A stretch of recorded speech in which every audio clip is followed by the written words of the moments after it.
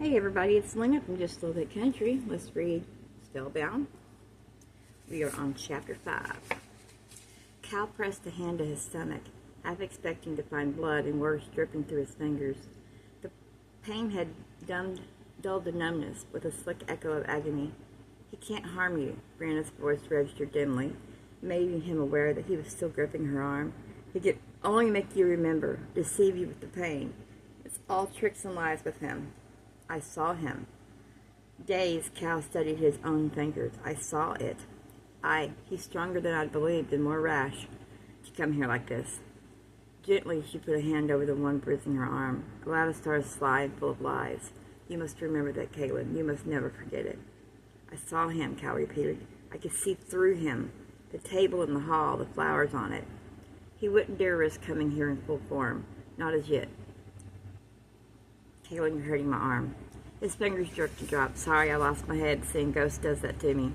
A ghost he isn't, but a witch. One who embraced the dark and closed out the light. One who broke every oath. Is he a man? He whirled on her so abruptly that she caught his breath and winced as his hands gripped her arms. He looked at you as a man would with desire. We're not spirits. We have our needs and our weaknesses. He wants me, yes. He has broken into my dreams and shown me just what he wants from me. And rape in dreams is no less rape.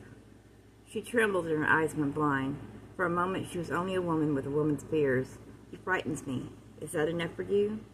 Is it enough that I'd rather die than have his hands on me? He frightens me. She said again and pressed her face into Cal's shoulder. Oh, Caitlin, his hands are cold, so cold. He won't touch you. The need to protect was too strong to deny. His arms tightened and brought her close. He won't touch you, Brianna. His lips brushed her over her hair and down her temple and found hers. Brianna, he said again, sweet God. She melted into him, yielding like wax and giving like glory. All the confusion, the doubt, the fear slid away from him. Here was the woman, the only one, the ever.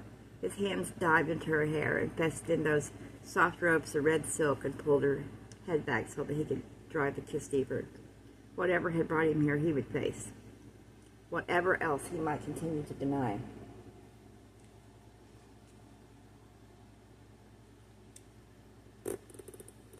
There was no denying this. Need could be stronger than reason. The sounds humming in her throat were both plea and seduction. Her heart hammered fast and hard against his, and her body shuddered lightly.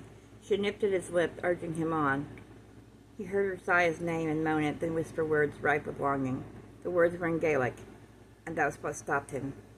He understood them as if he'd been seeking and speaking the language all his life. Love, she had said, my love. Is this the answer? The fury returned as he pushed her back against the wall. Is this what you want? Now his kiss tasted of violence, of desperation, nearly of punishment.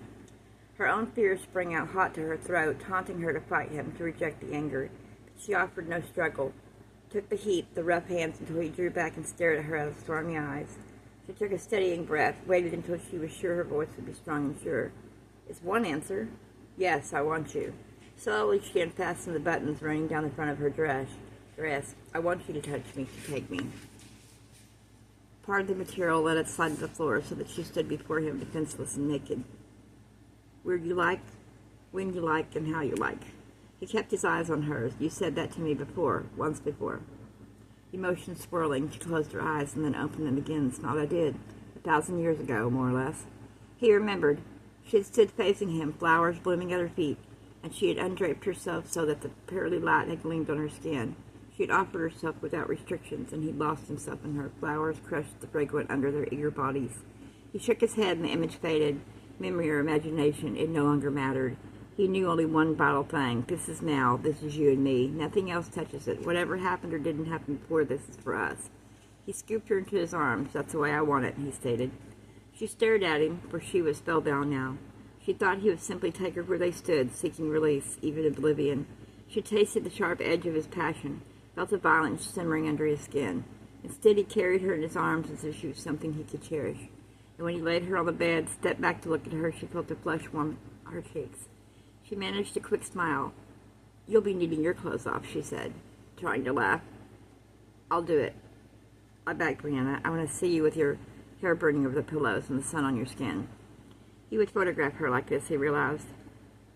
would be compelled to see if he could capture the magic of her. Long limbs, slender curves, eyes full of needs and nerves. He watched her as he undressed, and his voice was quiet. "Are you afraid of me?" "I wasn't. I didn't expect to be."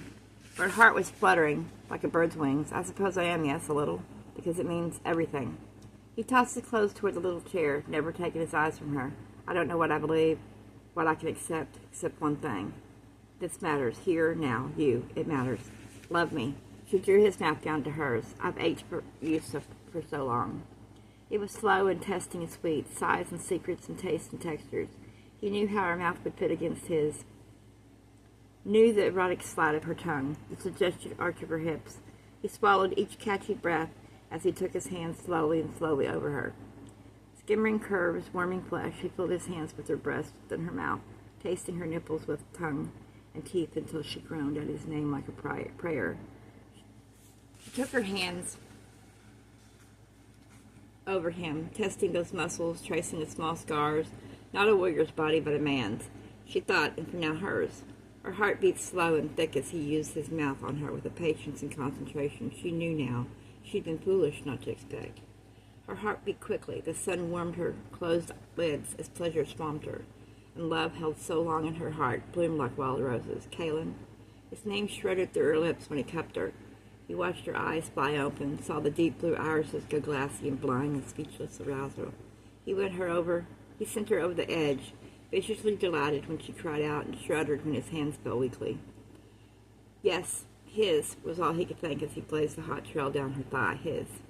Blood thundered in his head as he slipped inside her. As she moaned in pleasure, arched in welcome. Now her eyes were open, vivid blue and intense. Now her arms were around him, a circle of possession.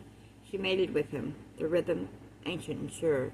His strokes went deep and deeper, and his mouth crushed down on hers in breathless, mature pleasure. She flew as she had waited a lifetime to fly, as he emptied himself into her. She held him close as the tension drained from his body, stroked his hair as he rested his head between her breasts. "It's new," she said quietly. "Ours. I didn't know it could be. Knowing so much, yet this I never knew." He shifted and lifted his head so that he could see her face. None of this should be possible. He kept the hand under her chin. I'm probably having a breakdown." Her laugh was quick and silly snort, carefree and careless. "Well, your engine seemed to be running fine, Kaylin, if you're after asking me." His mouth twitched in response. "We're pushing into the 21st century. I have a fax built into my car phone, a computer in my office that does everything but make my bed, and I'm supposed to believe I've just made love to a witch who makes fire burn out of thin air, calls up winds where there isn't a breeze in sight." She combed her fingers through his hair as she dreamed of doing countless times. Magic and technology aren't mutually exclusive. It's only that the second so rarely takes the first into account. Normality is only in this perspective. You had visions, Kaylin. As a child you had them. And I put away childish things. Visions, childish. Why must you think so? A child's mind and heart are perhaps more open to such matters. But you saw and you felt and you knew things that others didn't. It was a gift you were given. I'm no witch. No, that only makes the gift more special, Kaylin. No, it's too much. Let it be for a while. I don't know how I feel. All I know is that here was where I had to be, and you're who I had to be with. Let the rest alone for a while. They had so little time, she nearly said it before she stopped herself. If time was so short, then what they had was precious. If she was damned for taking it for only two of them, then she was damned. Then let it rest, we will. Come kiss me again and come lie down with me. He skimmed the hand over her thigh and watched her smile bloom slow. Stay right there. She blinked. What? Where are you going? Be right back. Don't move. Stay there. She huffed out a breath of the ceiling, then her face softened again as she stretched her arms high. Oh, she felt well loved, like a cat thoroughly stroked. Chuckling, she glanced over at Hecate, curled in front of the hearth and watching her. You know the feeling, don't you? Well, I like it. The cat only stared, unblinking. 10 seconds, 20. Brianna closed her eyes. I need the time. Damn it, we need it.